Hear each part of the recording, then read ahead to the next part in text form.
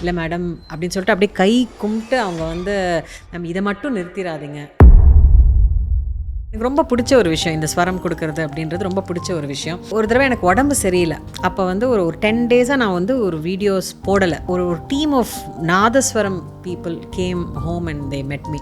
தே said madam என்னாச்சு madam நீங்கள் போடவே இல்லை அப்படின்னாங்க. ஐ சரி ஒன்றும் இல்லைங்க, ஜஸ்ட் கொஞ்சம் உடம்பு முடியல, கொஞ்சம் த்ரோட் சரியில்லை, அதனால் போடல, கண்டிப்பாக போடுறேங்க அப்படின்னு. இல்லை மேடம் அப்படின்னு சொல்லிட்டு அப்படியே கை கும்பிட்டு அவங்க வந்து நம்ம இதை மட்டும் நிறுத்திடாதீங்க. பிகாஸ் எங்களுக்கெலாம் வந்து எங்கள் சம்பளம் மாத சம்பளமே வந்து உங்களுக்கு எவ்வளோ சாங்ஸ் தெரியும் அதை வச்சு தான் உங்களோட சம்பளத்தவே அவங்க வந்து ஃபிக்ஸ் பண்ணுவாங்க.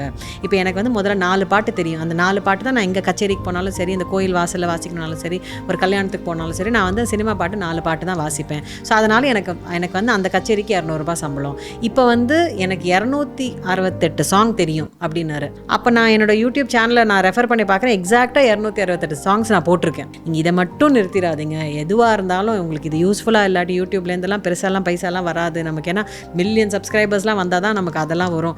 ஸோ நீங்கள் அதெல்லாம் வச்சு நீங்கள் நிறுத்திடாதீங்க, எங்களுக்காக நீங்கள் தயவு செஞ்சு பண்ணுங்கள் அப்படின்னும் போது தான் எனக்கு வந்து நம்ம சும்மா ஜாலியாக ஒரு ஹாப்பியாக நம்ம ஒன்று பண்ணிட்டு இருக்கோம். பட் அது இதோட எசன்ஸ், இதோட வேல்யூ இவ்வளோ தூரம் இருக்குன்றது தெரியாமல் நம்ம பண்ணியிருந்தோம். ஸோ இன்னும் கொஞ்சம் ரெஸ்பான்சிபிளாக இதை பண்ணணும் அப்படின்ற ஒரு விஷயம் வந்து எனக்கு அப்போ தான் தெரிஞ்சது. That was I think the most satisfying.